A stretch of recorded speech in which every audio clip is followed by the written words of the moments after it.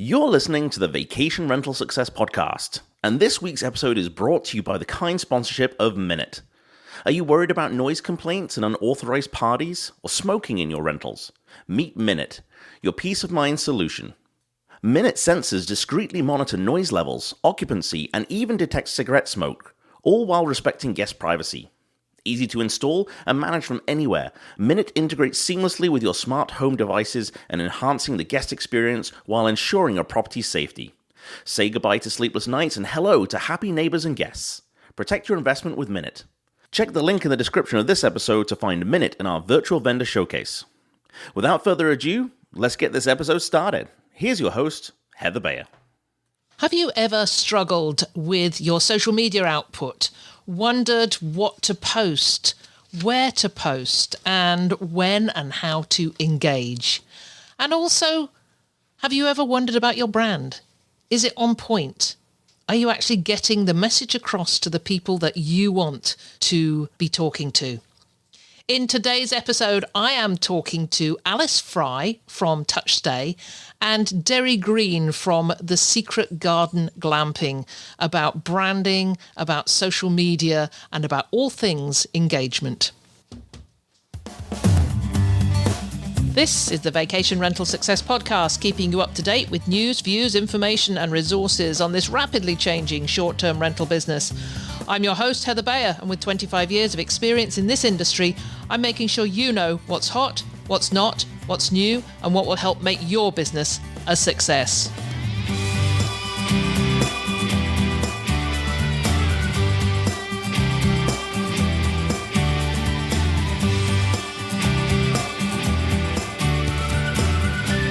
Well, hello and welcome to another episode of the Vacation Rental Success Podcast. This is your host, Heather Bayer, and as ever, I'm super delighted to be back with you once again from Gulf Shores, Alabama, which is where I am for the winter and enjoying every minute of it at the moment. It's snowing at home. There's lots of snow in my driveway. I check it out every day on my Nest camera and I can see the snowplow coming and going and leaving a nice clear driveway for the car that I'm not going to be taking into it. Now, in fact, Mike and his family go up there every so often to stay at the house, so always good to keep the driveway nice and clean and nice and clear for them.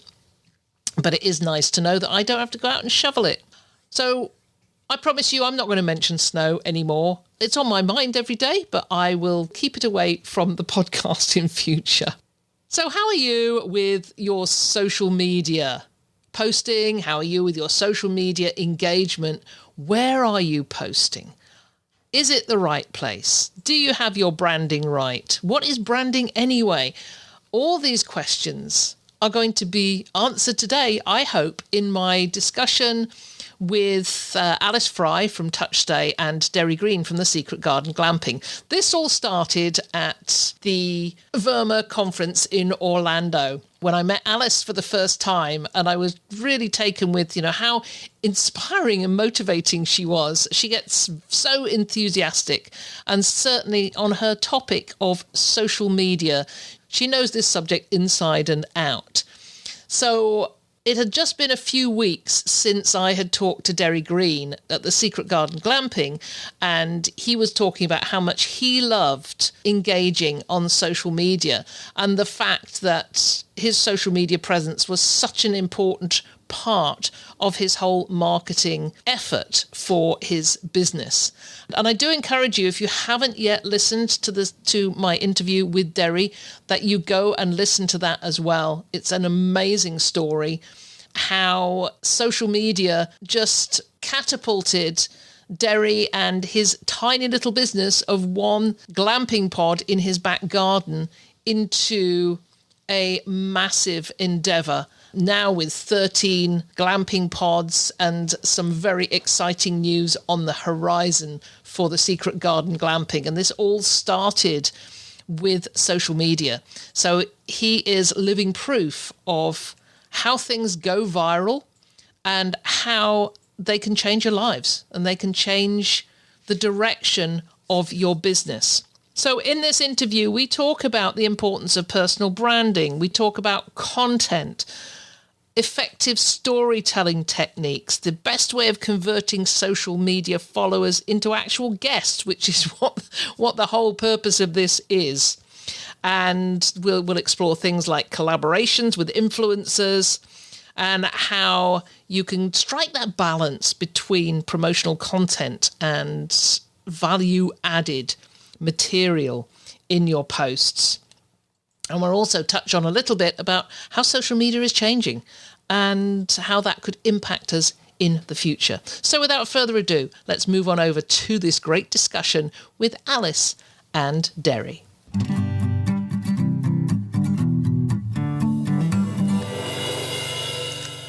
So this is an exciting event. I am so happy to have with me today Derry Green from the Secret Garden Glamping, who has already been on the show. And if you haven't listened to that episode, then I suggest you bookmark that right now for listening to later.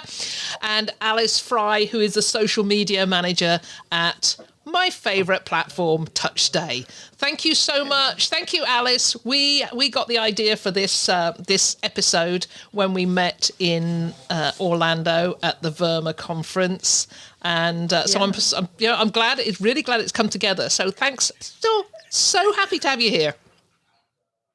Lovely to be here. And Derry, it's just always good to see you. You just inspire me so much. Inspired me so much that I'm now looking at glamping opportunities in Ontario.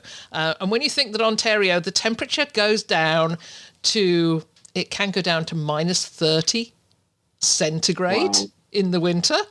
It's going to be quite an organisational event if we ever get this off the ground. But thank you for being inspiring. Yeah. Oh, you're very welcome. I loved chatting to you last time. I like talking anything glamping, social media, that sort of stuff. So yeah, I'm really excited for this. Well, today we're not really talking about glamping. We are talking about social media, everything from branding to content creation to where you put it and what you do with it, and most importantly, how you make guests out of the people who see your social media. So let's kick off.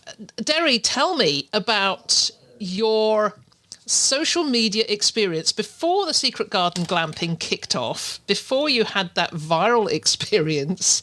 What were you doing on social media before that, and how has your view, your take on it changed since then?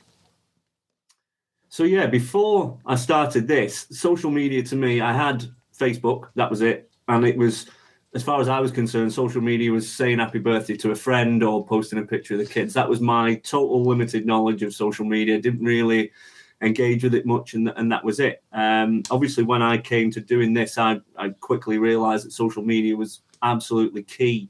I mean, in any business now, for what I was doing specifically, getting my content out to my audience, and then obviously to guests, is vital, especially in my market within glamping, but any kind of vacation rental. It's a crowded market as far as there's lots of different options. So getting your content in front of people is key. So now, I then spent every waking minute, day and night, trying to work out what I was doing wrong, what needed to happen, how it worked.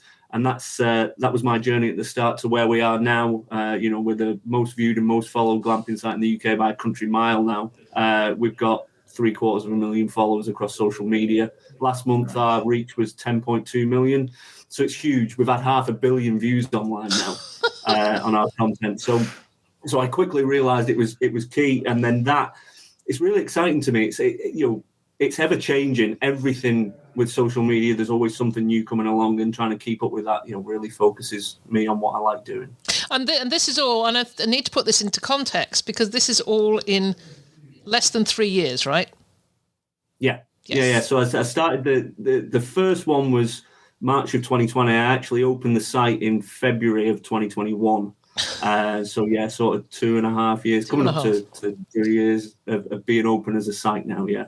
Well, I think that's that's got to be motivating for anybody who thinks I'm late to the social media game. You can come in late.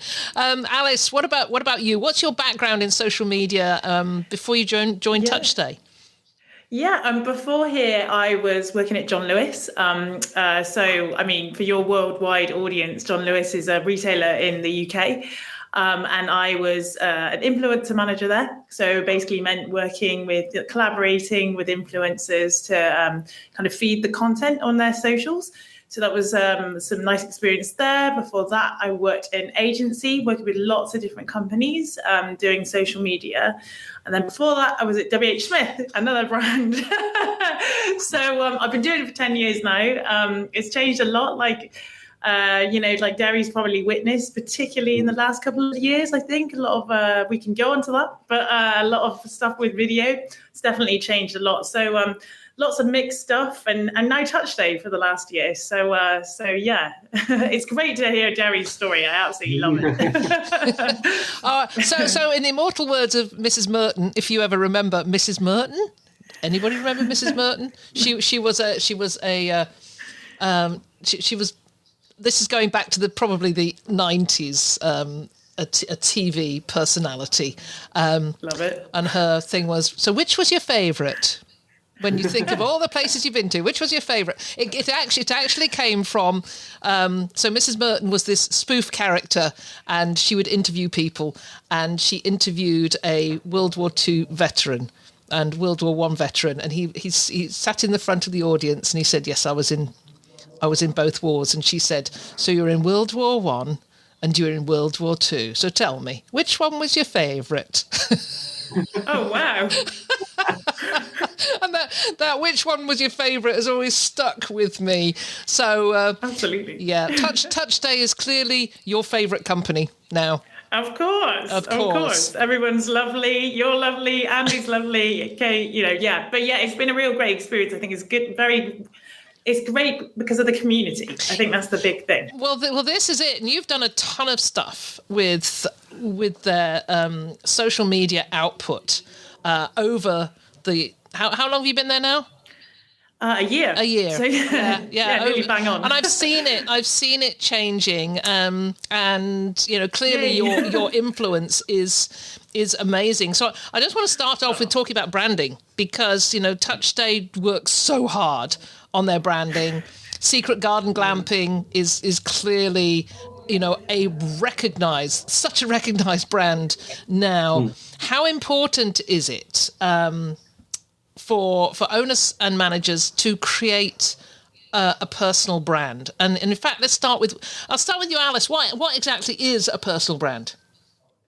I would say it's, what is your business? How does it look? How does it feel? What's your tone of voice? What are you trying to, for example, like Derry. I'm Derry. I'm not gonna steal your points here, but like, when I think of Derry's business, I think really like quite luxe. It's very sort of photogenic. It's very beautiful, and it's kind of that brand. But how is that consistent? Like through your tone of voice, through your pictures, every single thing that your customer, those touch points, they see your brand. And it doesn't have to be like luxe and cool. It can be like family orientated. Well, how can you do that? Can you do that through your tone of voice, through some lovely, pictures of families together, that sort of thing? So I haven't answered that succinctly, but to summarize, I think I'd probably say it's everything. It's everything. It's what you want to kind of evoke as your brand, sort of like what it stands for, I would say. So, I know when I think of the Secret Garden Glamping, I in my head immediately think of being outside. So I think of being outside, surrounded by fairy lights, or maybe in a hot tub, and just having that wonderful family experience, or even romantic experience. That's what comes to mind when I think of Touch Day. What comes to mind immediately, and I think this is a fabulous branding, is Touch Day rock stars.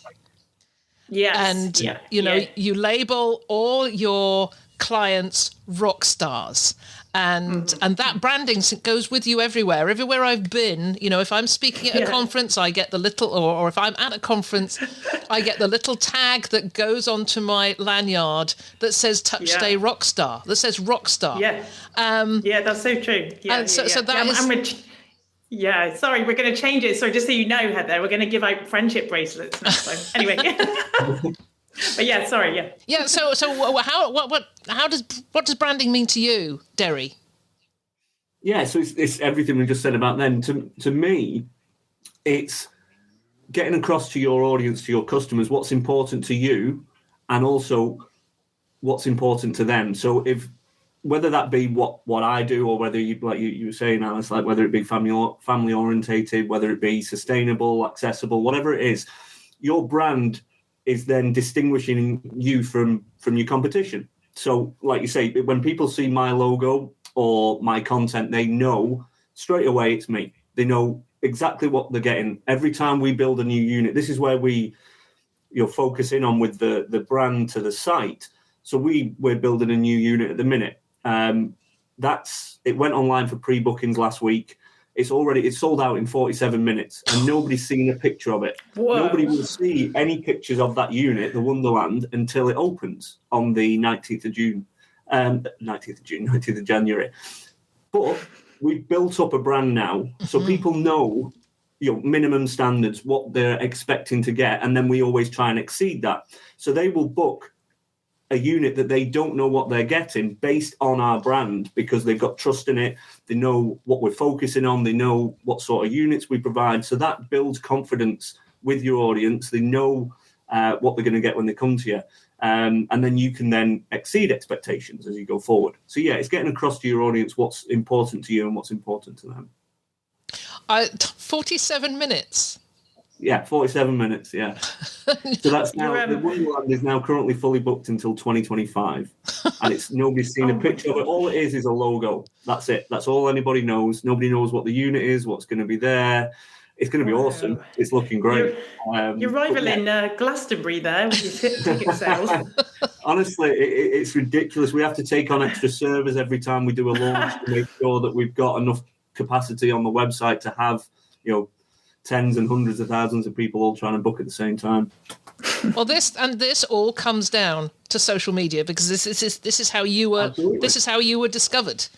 This is how your very first, and I have told this story, and you come to word of mouth. I've told this story to so many people since we last talked.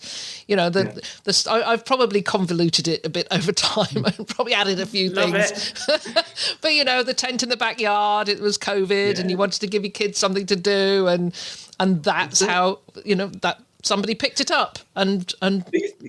You see, back onto the branding side of things, that's what I'm getting across within my branding is my whole story, my journey, my kind of endeavour. It's making sure people understand that we're not just, a big brand like John Lewis, for example. At heart, the reason I did it was to provide something for my children, not to make money. And that's still the case now, as we're going forward and things like that. So you can get all these different things across within a brand that people know and recognise and then fall in love with and engage with and want to be part of. That's a great segue into storytelling. Telling your stories. How and you hear a lot about storytelling at the moment. Everybody's talking about you've got to tell a story. What does that actually mean, telling a story? I mean, Derry, you're telling the story of how you started out, but is that just what it is, or is there more to it than that, Alice? I think it is. There's lots more to it. I think it's the difference between someone seeing something and going, "Oh, right," and then, but on the flip side, someone seeing it and going, "Oh, I'm connecting with this emotionally." I think there's three ways of sort of doing it. Whether you're like inspiring someone, educating someone, or evoking some sort of emotion in terms of like humor or cry with happiness, that sort of thing, painting that story so they feel immersed in it, so they can see themselves in it. I think that's a big difference. You could have like a flat picture of something and be like, here's a room I've got, come and get it, it's half price at the moment. Or you could say, hey, look at this.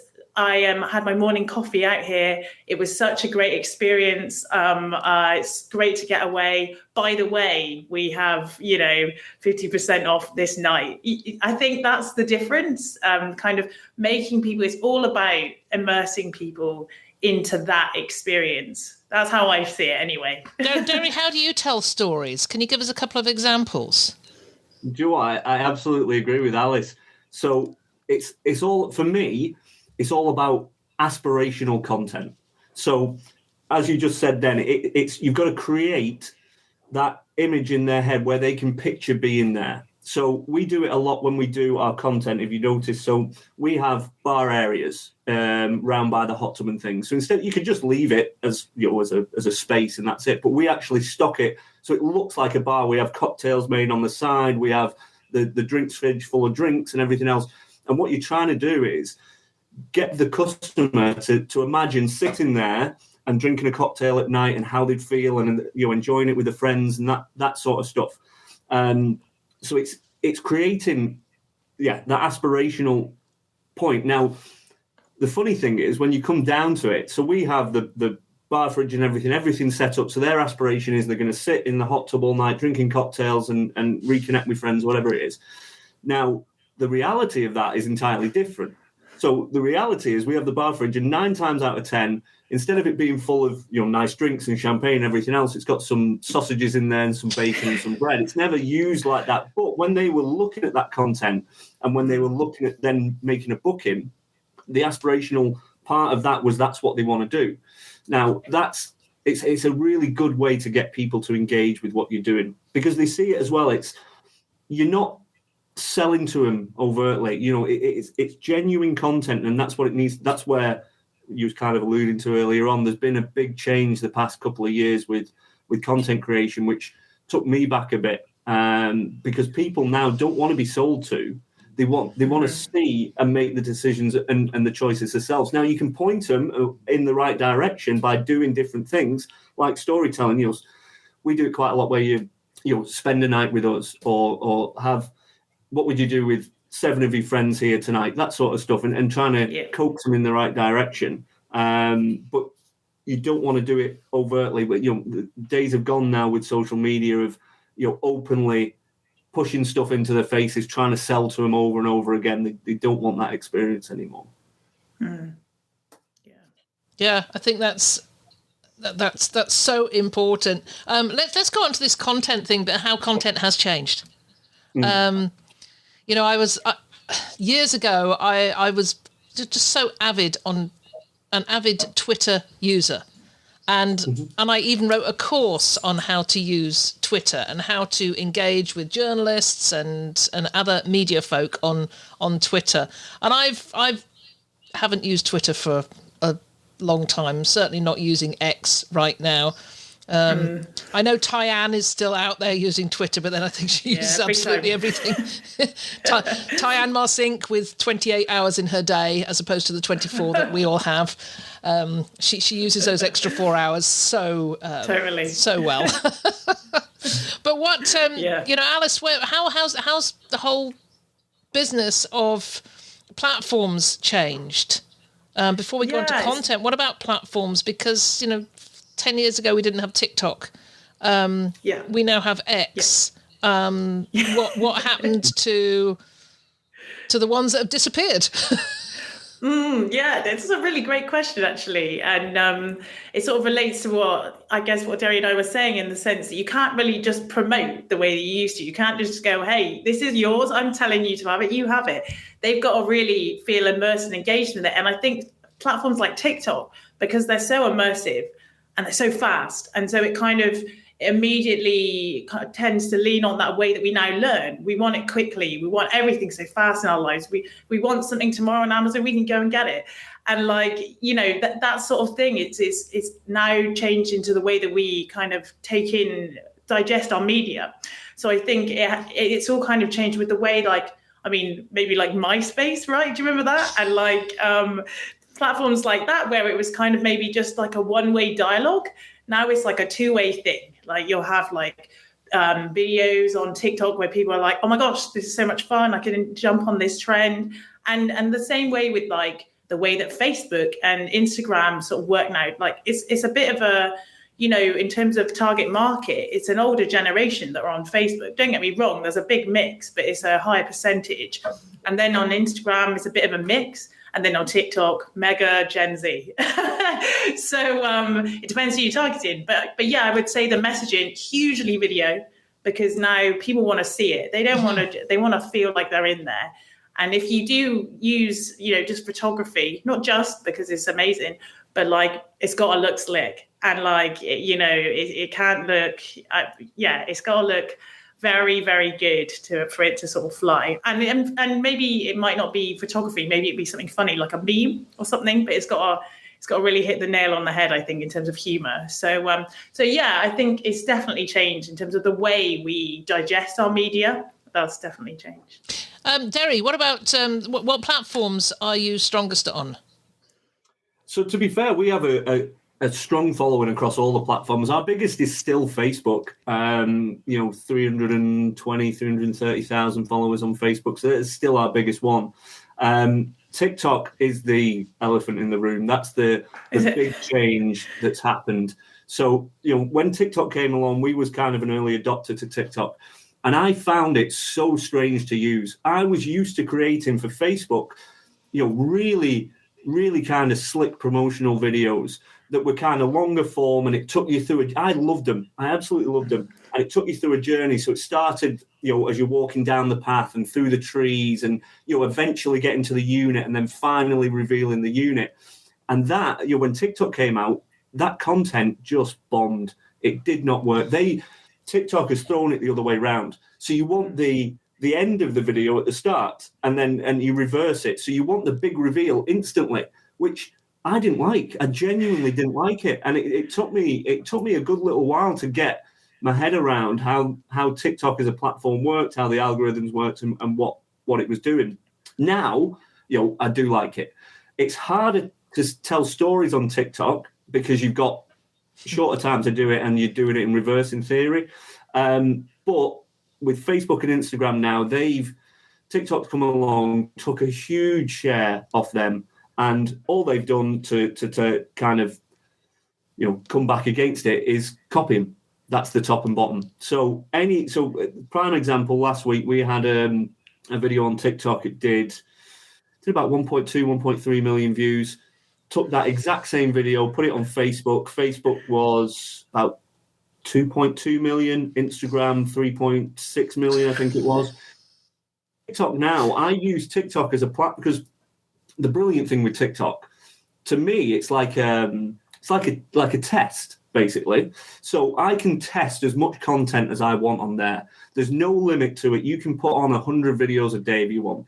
And every video you put on is judged on its own merit. So if you do a great video, it's shown to millions and millions of people. If you do a terrible video, it's shown to 100 people. Now, flip that around onto Facebook. If I put any content on Facebook, it is shown to a huge audience. A general post I put on Facebook will get an engagement of somewhere between 70,000 and 100,000, regardless what it is. So I can mess with my content on TikTok, see what does well, and I can do that over and over and over and over again. And when I find content that works well on TikTok, I automatically know it's going to work well on Facebook and Instagram because they're copying their algorithm. So TikTok then, once I worked out how to use it, was a kind of a game changer. It meant I could do lots of testing very, very quickly and work out what was doing well. And the content that was going out, because at the time, again, now TikTok has caught up and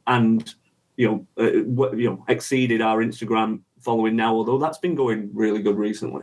But it meant I could test all the content I wanted to on TikTok without having to worry about my reach on Facebook and Instagram getting drawn back because I wasn't producing the content that they wanted to see. So yeah, TikTok is a phenomenal platform, and it's being adopted by everybody now. My nan's on TikTok because one of my grandkids has told her to use it, and it's one of those. It's that great platform, although it's still for a lot of people they have this thing of it's just silly little videos of kids dancing or whatever else it might be. It will work out very, very quickly what you want to see, and it will only show you that. So if you're interested in cars, it will show you every car video ever, and none of the the kind of rubbish that you're not interested in. So it'll narrow down your audience automatically for you very, very quickly. And it's free. So, Facebook and Instagram are geared up around paying now. That's the top and bottom is, if you want to get reach, if you want to get audience, if you want to find new people for your bookings, you pay for it. That's it. They're a monetized platform, where TikTok's still new. So everything's free. It's great. You can build up a huge audience. If it works, it works. If it doesn't, it doesn't. You're no better or worse off. Where with Facebook, if you pay for a post to kind of generate views, you don't know if that post's any good. And Facebook is still going to charge you for it, regardless. Yeah. Gosh, Totally. what a great strategy. I'm one of those new people to TikTok. Now, on TikTok, so we're part of what's called TikTok's high value acquisitions team. So we have bi-weekly Zoom calls with TikTok to let us know what they're doing. We find out what music's going viral. We find out what's changing in their ecosystem. Now, with TikTok, what they're trying to do is now they're going to try and monetize the platform. They've been going for a couple of years now. They need to start generating revenue, and they can't do that with short form content. They can't. You can't monetize a 10, 15-second video. They're going to start prioritizing longer form content.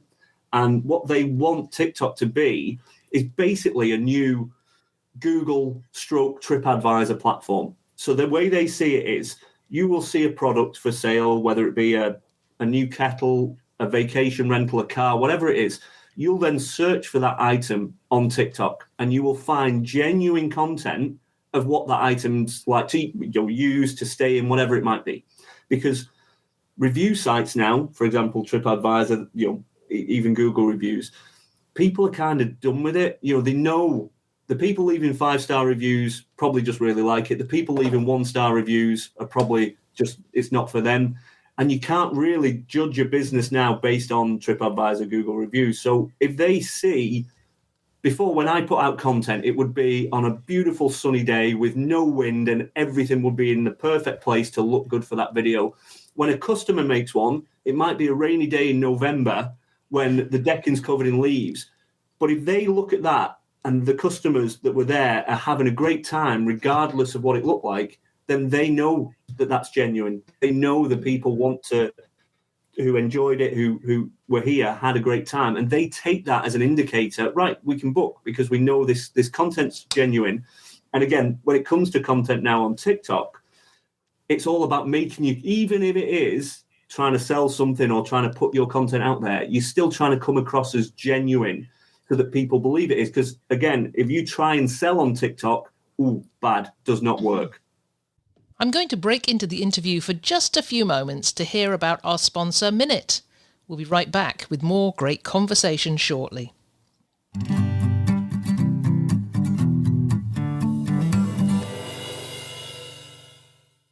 We are delighted to welcome Minute as sponsor of the podcast for the next 8 weeks. In my time as a property manager in a rural vacation area, the problem of outside noise was one we were acutely aware of. Time spent on the deck and around a fire pit were all part of our guest vacations, but occasionally we'd hear of a group that brought a few more people and made more noise than the bylaws allowed or the neighbours tolerated.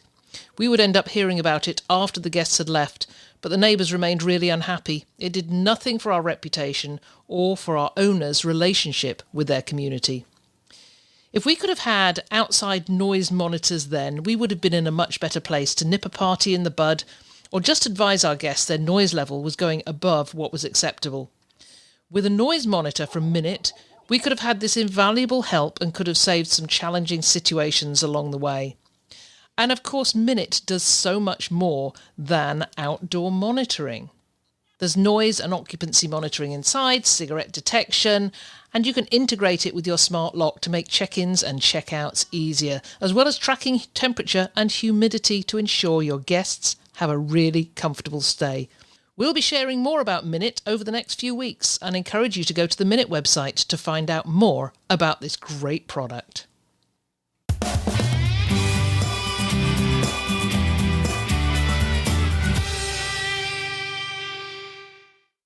What's your take on TikTok, Alice? So kind of being like, doing it for 10 years, it did scare me at first as well, Derry. So I'm kind of glad you've had so much success in it that it used to scare you. So there's hope for us all.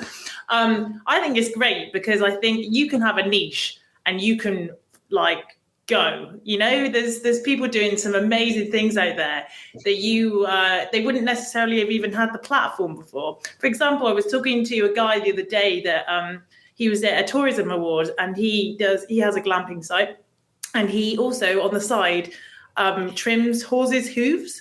And he was telling me about this guy that does that on TikTok, and people are fascinated in it because there's something they've never learned about before. And it's really unique. It might not necessarily be unique in that field, but it is to someone like me.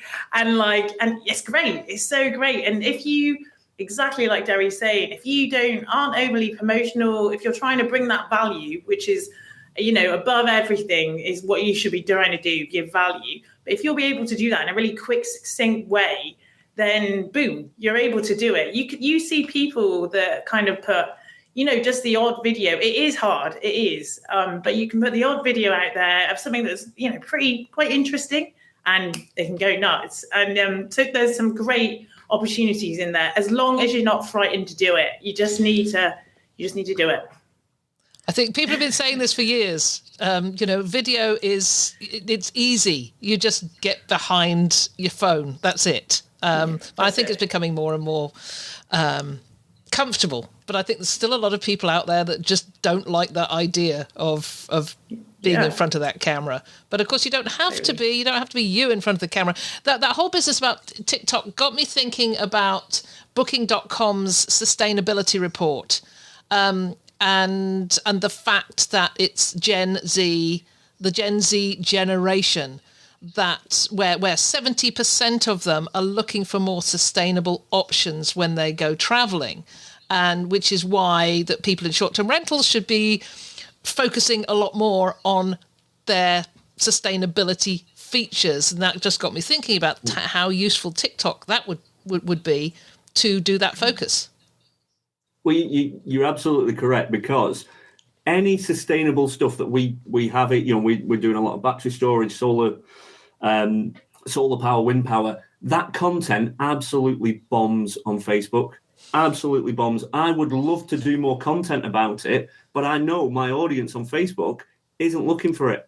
And because of that, I can't then show that on Facebook because, the rest of the audience, it doesn't go any further. TikTok, I can do a video today of a wind turbine. Tomorrow I can do a video cutting the grass, and the day after I can do a video of the pods. And you can have that kind of change within it, where Facebook and Instagram, you can't have that change. We've gone down such a narrow focus now, and I've worked out exactly what I need to put on Facebook and Instagram, where TikTok, I can play about with it all the time. The first viral video I had on TikTok, of all things, was me loading 2 pallets of firelighters into my car that I bought from Home Bargains. That's what it went viral. Yeah, my missus just videoed me putting them in the car, and literally the whole boot of the car was just stacked up, and it got like 300,000-400,000 views. I was like, how the hell? It was like 10 seconds. I was like, how the hell is that interesting? But it is, and you can put that sort of content out there, and it can grab and just go bonkers, and you can go from having 50 followers one day to 50,000 the next, just from one little thing. And there's it has slightly changed now. When you were saying then about a kind of being in front of the camera or being on video, that is one thing that's changed significantly over the past 6 to 8 months, probably. That sort of content now is doing really, really well on TikTok. So if you're talking about your business, your product, your vacation rental, whatever it might be, again, it's engaging with your audience and coming across as genuine, and people are buying into you. So it's not something that we've done yet, because even though I love doing this, I still feel uncomfortable talking about it on a TikTok video. I've tried it a couple of times, and I don't know why. It's myself. The video is probably great and it would do well. I just don't like it at the minute. So I need to get more comfortable with it, because my story, my journey would play really well on TikTok. It's not something we've had to do yet, but it's something we've noticed that's been changing. So that content really does do well on TikTok. And then flows over to Instagram and Facebook. Yeah. I want to talk about actually converting, people that are watching these videos. How do you actually convert them? Any social media follower into an actual guest? Because, to me, it's all very entertaining, and I watch the things all the time, but I do struggle a little to figure out, do you have to have very clear purpose behind every post, or can you just do it randomly and still have people convert? Do you want to take this? I'll let you take it. Yeah. We'll do a bit of both. You start, I'll finish. It is very hard, because the thing with social media is you can't equate it to a booking in general. So because when your content's out there, if I put something out today and 50,000 people see it, I might get no bookings, because they're not looking to book at that time. It's about being in front of them at the right time for when they're booking. But then, if you're gaining an audience, so you're creating content that they want to see, they start following you. And once they're following you, I could put out 10, 20, 30 pieces of content, and none of them make them book, because they're not looking to book. It's not that. But at some point, if they're following you and they see your content, when they're, it comes to them and they're like, oh, I could really do with doing something for my daughter's birthday next year. And then your content's there. It's like, oh, okay. So then, it's just feeding it to them all the time. And that can be, once a day, it can be once a month, it can be once a year, whatever it is.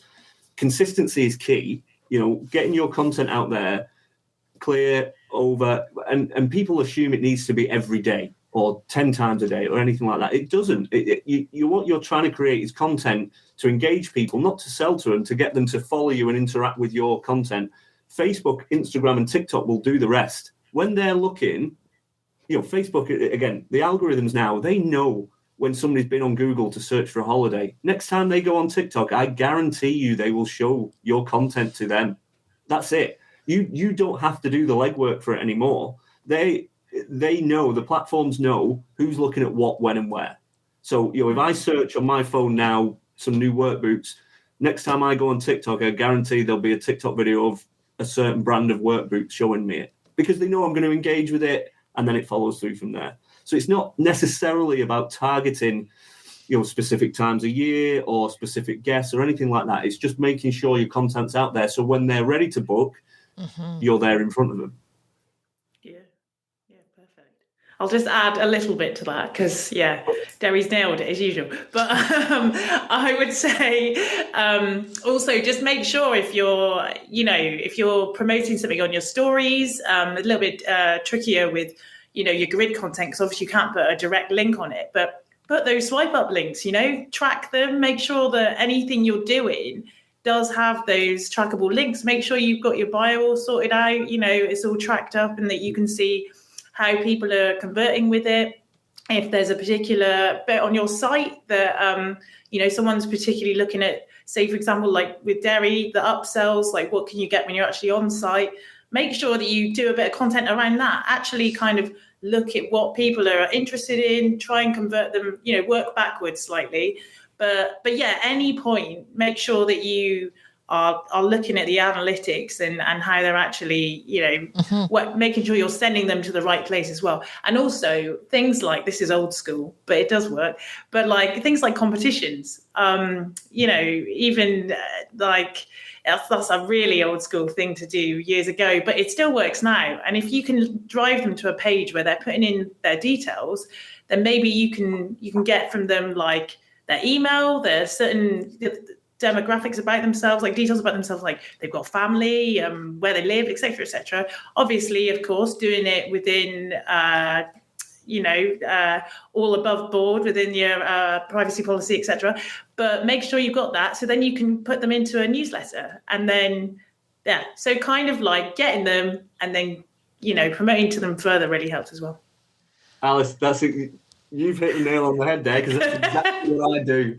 So is it? That's exactly what I do. So at this point, we can't, we're driving people on social media to go to our website, but they can't book. We're fully booked. The earliest available date now is 2025, and that's midweek on any of the units we've got.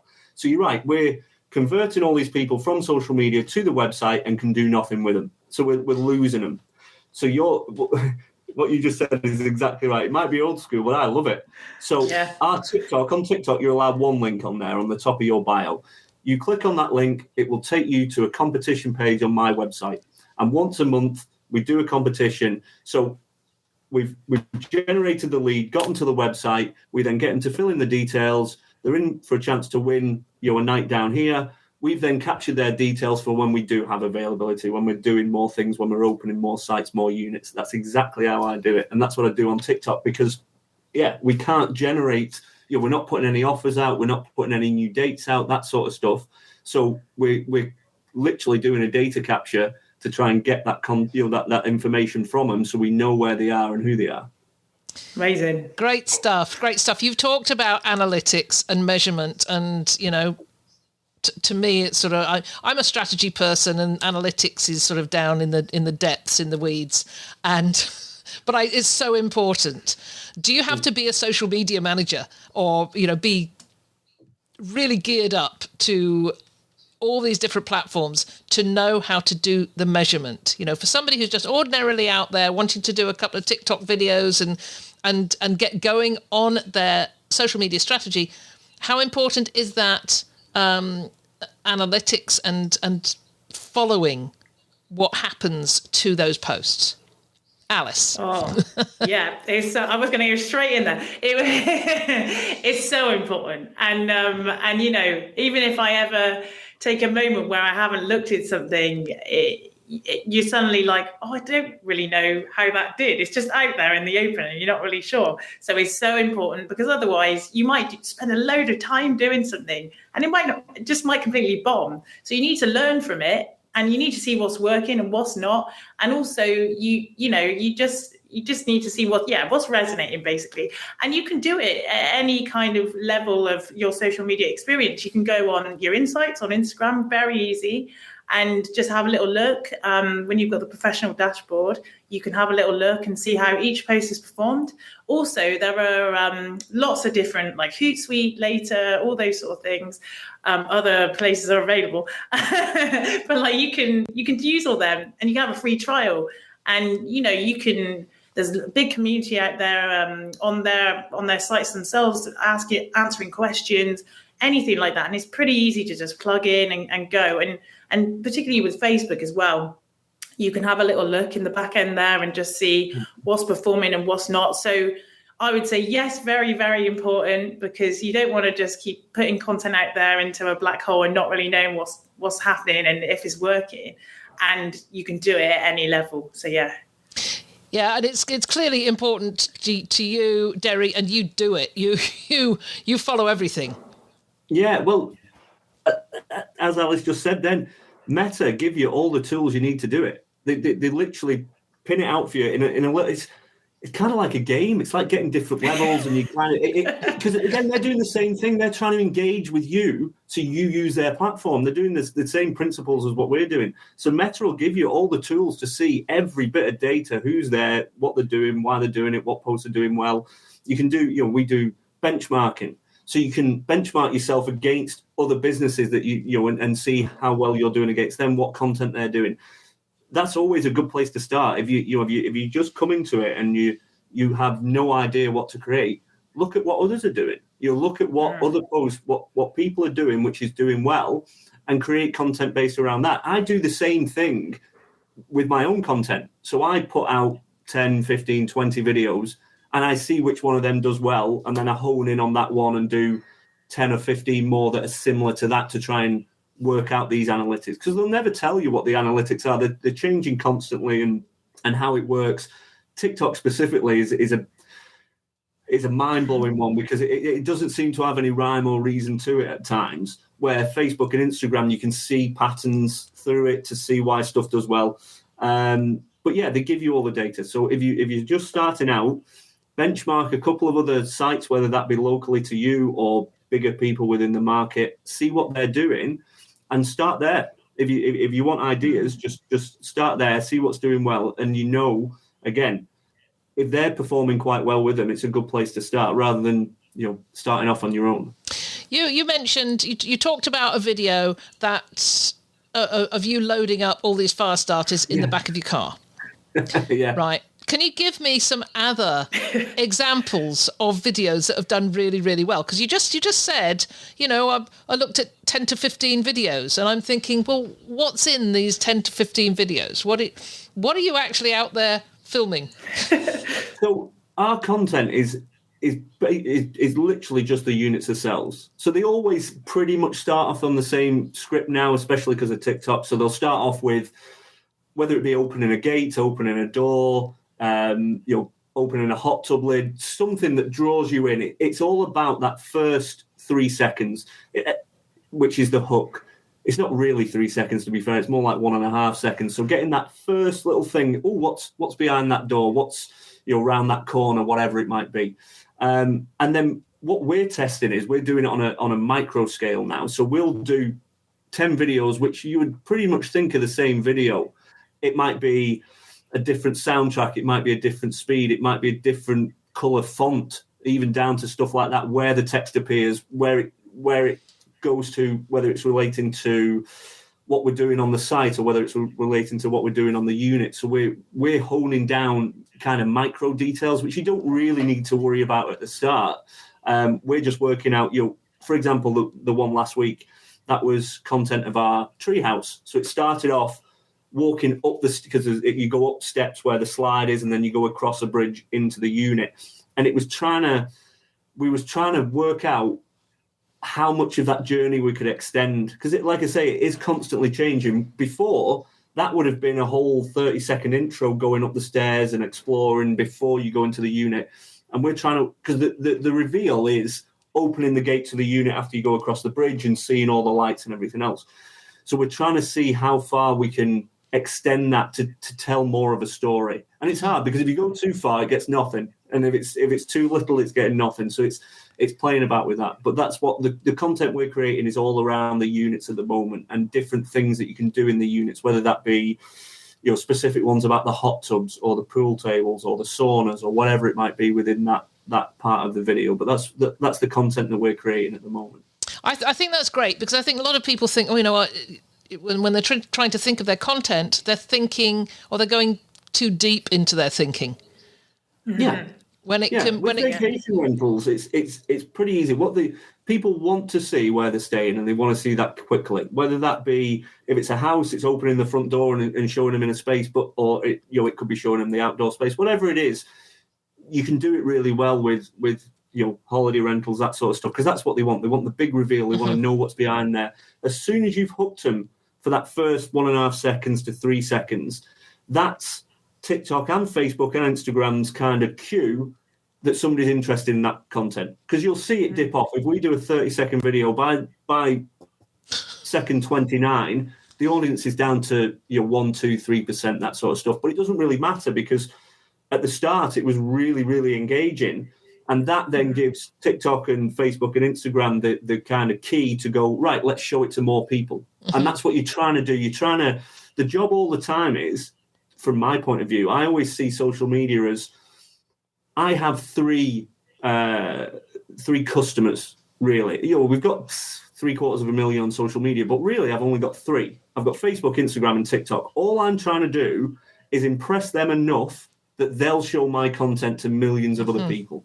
If I sit and try and target 750,000 people every day, I'd have no chance in a million years to be able to do that. Where actually, if I just target one, which is Facebook, for example, they'll show it to their 100 million customers. So it's way easier to think that way. So you're trying to create something that Facebook thinks is good. So it's and their benchmark is, well, if it's engaging for 1, 2, 3, 4, 5 seconds, it's good. And that they don't care what the content is. It can be me loading firelighters in the back of my car, or it can be a stunning view over the fields in a morning with the sunrise. And Facebook do not care. All they care about is whether that hooked people long enough, and then they will show it to everybody in the world. Wow. Yeah. This is such a great conversation, and I can't believe we've got 45 minutes already. And I do have one more question that because Alice, you worked with influencers. And I know this is a question that comes up with so many people because a lot of owners and managers get consistent inquiries from influencers. You have to put that in brackets. Yeah, I was going to do that, and that was the air quotes, and it's how does it, in a nutshell, Alice? How does this whole, if you can make this, really in a nutshell? I will try. how does this whole thing with influencers work, or does it at all? Is it necessary? I think it does work. I think you need to just make sure that the influencers you're working with are aligned with your brand, and that they, are going to provide your audience with value. If it's not just you're doing it to tick some boxes. They actually really resonate with your brand. They genuinely really enjoy it, and so the content they make, people will enjoy watching it. And I think, I wouldn't worry too much about them having millions of followers, as long as they're getting some really decent engagement. That's what you've got to look at. I think in recent years, I've always tried to look a lot at micro-influencers. That's a hugely popular thing to do. But even as much as going into nano-influencers, if they're producing some really decent, if you're using that on your own channel, by the way, but if they're producing some really decent content, you can really get great value out of it. If you want to leverage their following, of course, you want them to have a decent enough following that it's going to drive the reach. So you have that, but you have to be really careful that A, do they align with your brand? And B, are they going to create the content that's going to bring your audience and their audience genuine value? And is it authentic? Does it fit?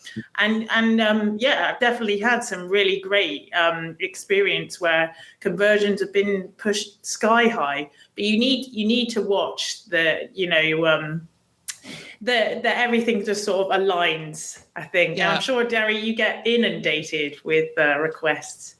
Yeah, we do. We get, like any business now, from somebody who's got 500 followers to somebody who's got 50 million followers, and we judge each one on its own merit, sort of thing. But with the influencer side of stuff, exactly like Alice said, make sure it aligns with your audience and what they're creating. Look at what content they've created in the past for other places. Does that work for you guys? But coming back to when you were saying a lot of people aren't comfortable creating content, making videos, that sort of stuff. Influencers will do it for you. You can look at it. If you've got an empty night in a unit that was going to do nothing, give it to an influencer on the basis they create you a video, and you can use that video on your own social media platforms. So instead of paying a videographer to come in and charge you £300, £400, £500, £600, whatever it might be, to create some content for you, you can use an influencer when a night's going to be empty anyway. So in theory, it's cost you the changeover costs. But they're going to create content. What you'll find is a lot of influencers, especially micro-influencers and nano-influencers, they'll create loads of videos for you. They'll create hundreds of videos for you. If you do a deal with and say, listen, you can have next Wednesday, we've got nobody in there. Obviously, don't give away your prime weekends, summer holidays, that sort of, those sorts of dates. But if you've got a date in June that nobody's going to take, and you can get some content for your own social media, I see it as part of my marketing budget. So we can get content, although, again, we do create all our own here, but certain celebrities and certain bigger influencers look good in our content as well. So that works for us. But down on a smaller scale, you can get content for your own social media, in theory, for free, as long as you wasn't going to use the night anyway.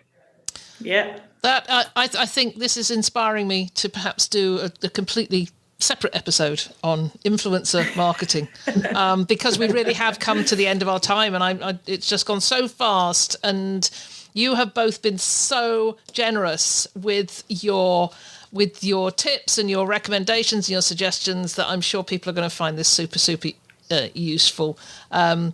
Derry, this is your second time on the podcast. It is not going to be the last.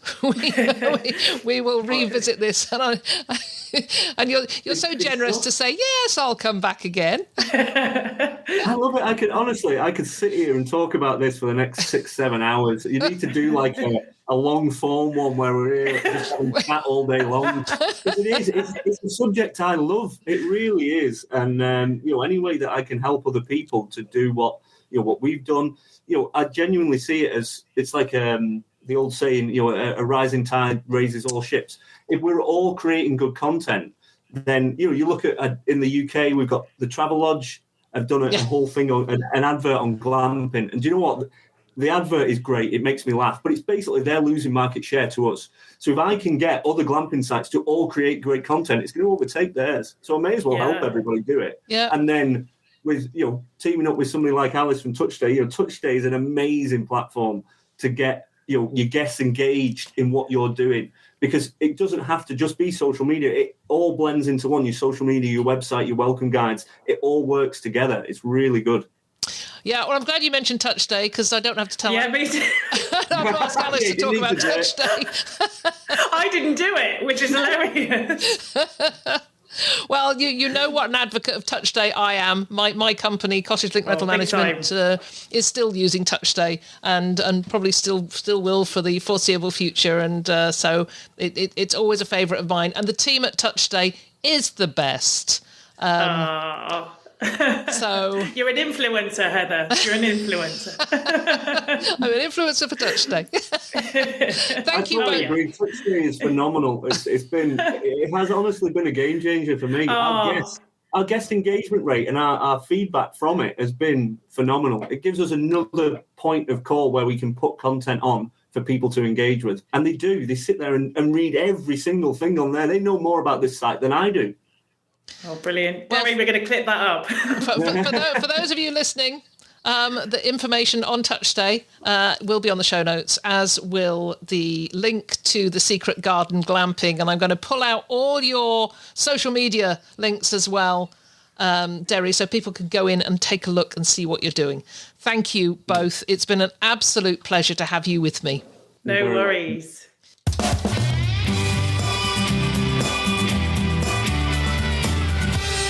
Thank you so much, Derry Green and Alice Fry. That was a fantastic conversation. I enjoyed every minute of that, learnt a huge amount, and I hope you did. So don't forget to go to the show notes where I'll put links to all the things I said I would put links to, and you can check that out there if you want to get in touch with Derry to talk about social media or indeed Alice. Their contact information will be on there as well. That interview went on for nearly 55 minutes, so I am not going to spend too much time on this outro, just to say thank you, as always, for joining us, and I will look forward to being with you again next week. We hope you enjoyed this episode brought to you by Minute. Don't forget to check the link in the description of this episode to meet Minute and discover the best smart device you will ever integrate into your short-term rental business to help protect your investment and keep your neighbors happy.